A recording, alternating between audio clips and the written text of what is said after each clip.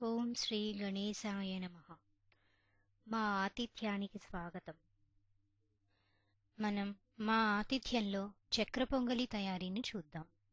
కావలసినవి: బియ్యం 1 కప్పు, పంచదార 1 కప్పు, పాలు 1 కప్పు, జీడిపప్పు పలుకులు 10, నెయ్యి 2 స్పూన్లు, పెసరపప్పు పావు కప్పు, నీళ్లు 2 కప్పులు, కొంచెం యాలకుల పొడి. తయారీ పద్ధతిని చూద్దాం.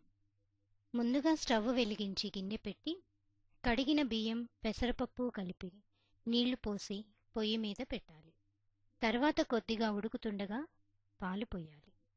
తర్వాత కాస్త పాలు పొంగుకు రాగానే తగినన్ని నీళ్లు పోసుకుంటూ ఉండాలి. కావాలంటే అచ్చం పాలు పోసి కూడా చేసుకోవచ్చు. అడుగు అంటకుండా మధ్య మధ్య బాగా కలుపుకోవాలి. తర్వాత పక్కన పొయ్యి వెలిగించి గిన్నె పెట్టి దానిలో నెయ్యి వేసి దానిలో జీడిపప్పు పలుకులు వేసి దోరగా వేయించాలి. ఇష్టమైతే కాసిని కిస్మిస్, బాదాం వంటివి కూడా వేసుకోవచ్చు.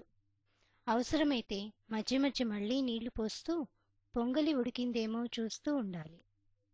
మెత్తగా ఉడికాక దానిలో 1 కప్పు పంచదార వేసి బాగా కలపాలి.